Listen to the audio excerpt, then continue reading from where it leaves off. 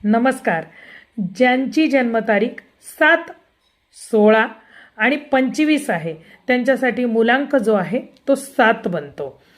आता जाणून घेऊया येणारा 2026 मधील जानेवारी महिना 7 मुलांकवाल्यांसाठी कशा पद्धतीचा असणार आहे.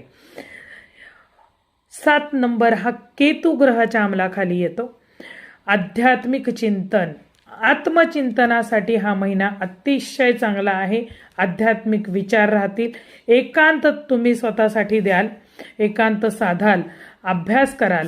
साधनेची ओढ तुमची वाढू शकते. साधना उपासना मार्गावरती तुमचं थोडंसं लक्ष जास्त जाऊ शकतं.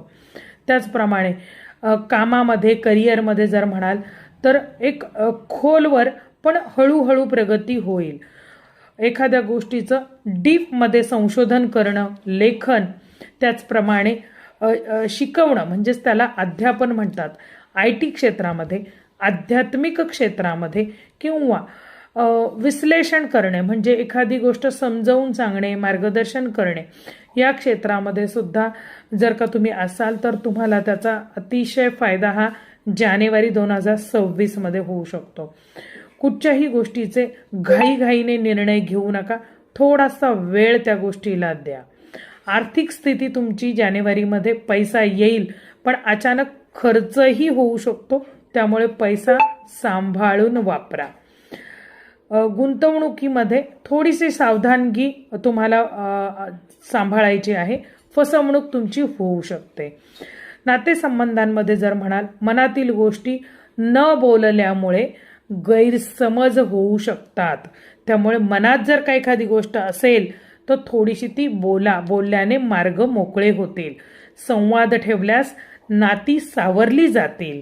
त्यामुळे थोडंसं बोलणं, तुमचा हा गुप्ततेकडे कल असतो. थोडंसं बोलून पण काही गोष्टी सुटतात. त्यामुळे बोलण्याकडे लक्ष द्या. आरोग्याच्या बाबतीत जर म्हणाल मानसिक थकवा जाणवेल. झोपेचा अभाव म्हणजे झोप पुरेपूर घेणं आवश्यक आहे. ध्यान, योगा, प्राणायाम, निसर्ग यामध्ये तुम्ही तुमचा वेळ घालवा. मनाला तुमच्या शांतता लाभेल.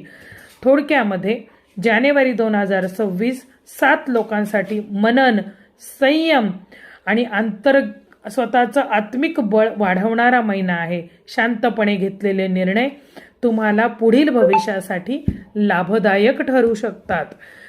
7 वाल्यांसाठी तुम्ही ओम कम केतवये नमः या मंत्राचा जप करावा. शनिवारचा उपवास करू शकता. जय भवानी.